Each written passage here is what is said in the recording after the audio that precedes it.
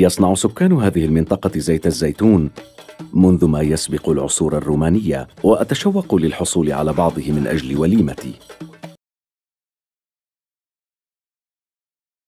السلام عليكم. نحن الآن نقوم بطحن الزيتون في المعصرة التقليدية التي تحافظ على جودة الزيت العالية، وهذا ما يميز زيت الزيتون عن المعصرة العصرية عن التقليدية، لأن في المعصرة العصرية الزيت يمر من درجة الحرارة المرتفعة، ما يجعل الزيت يفقد الكثير امتيازاته. معصرة الزيتون التقليدية فهي عبارة عن حجرة كبيرة يوجد في إحدى جوانبها فتحة كبيرة يوضع فيها أحد طرفي ساق شجرة الزيت بالنزل إلى حفرة معدة لتجميع الزيت. أما معصرة الزيتون الموجودة في الوقت الحاضر فهي تعمل بواسطة الكهرباء.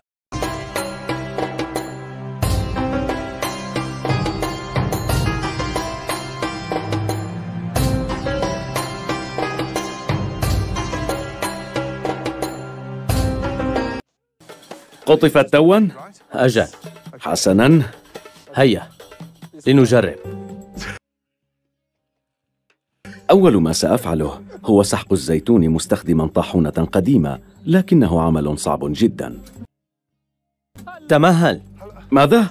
إنه، انظر، البغل هناك. البغل؟ أجل. هيا. حسناً. هيا. جيد. هكذا. هيا هيا. هيا. هيا. جيد. حسناً. أجل. هيا تحرك، تحرك أيها البغل العنيد رجاءً. عندما اعتقدت أنني أتقنت هذا الفن، ما هذا؟ البغل شعر برعب المسرح. هيا أرجوك، هيا تحرك. هيا أسرع. أبطئ، أوقف. من الصعب أن أطلب إليه الإبطاء. حسناً.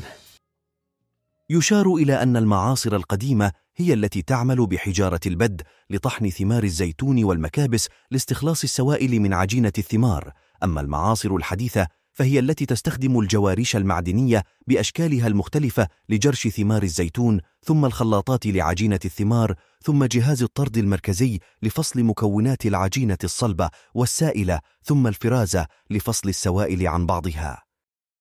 بعد سحقها علينا توضيبها قبل أن نعصر الزيت. أضعها هنا؟ أجل. يا لها من عملية رائعة، رائحة زكية. أجل صحيح. هذا عصر طازج. لسوء الحظ البغل لا يستطيع فعل هذا. هنا خرج الزيت. صحيح؟ أجل، إنه يخرج. يمكنك تذوقه. هيا، ما رأيك؟ شهي؟ ألديك خبز؟ يا للهول، إنه جميل.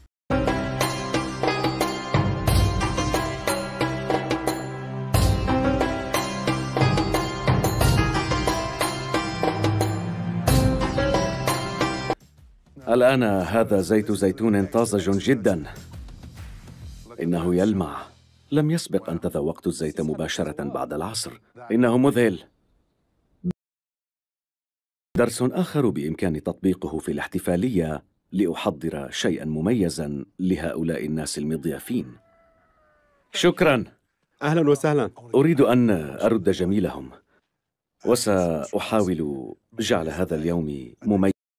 رغم زحف التقنيات الحديثة على طريقة استخراج عصر زيت الزيتون بالمغرب، لا تزال الطريقة التقليدية تقاوم الاندثار في بعض مناطق المغرب الذي يشتهر بإنتاجه لهذا النوع من الزيوت.